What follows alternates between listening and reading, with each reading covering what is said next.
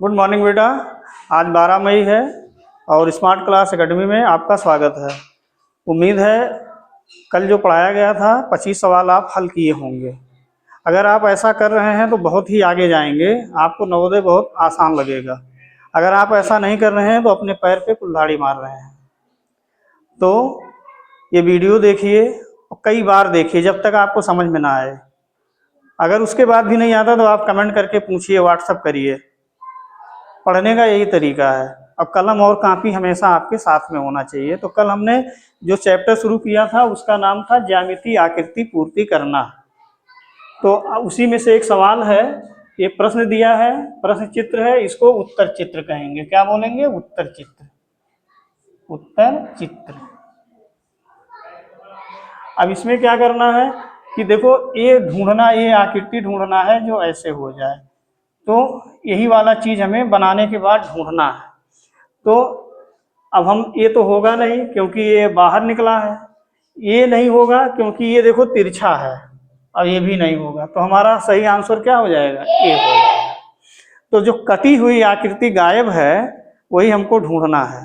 Definitely अगर आप रोज पढ़ रहे हैं, मतलब जैसा हम बता रहे हैं किताब से, और मुश्किल से 2 घंटा अगर आप पढ़ रहे हैं तो आपका सिलेक्शन अटल आवासीय में या नवोदय में कोई रोक नहीं पाएगा। अगर नहीं पढ़ते हैं तो फिर कोई आपको पास भी नहीं कर पाएगा।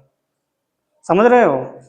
तो अब हम कुछ सवाल करते हैं किताब से।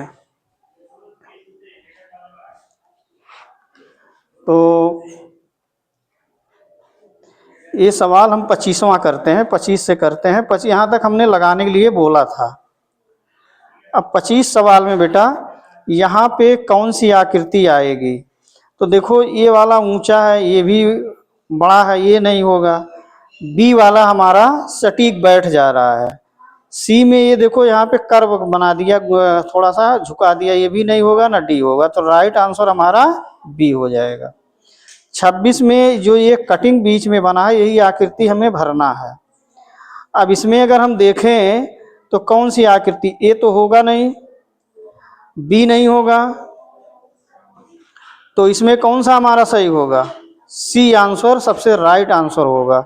जो ये सी वाला अगर यहाँ से लाएं और इसमें बैठ जाएगा, जिस तरह से टाइल बैठाया जाता है कमरे में, उसी तरह ये कटिंग वाले जगह में हमें बैठाना है। अब ये देखो 27वां सवाल है। अब 27वां में जो कटिंग है, ये देखो, एक कर्व यहाँ है, 2-3 कर्व वाला चाहिए।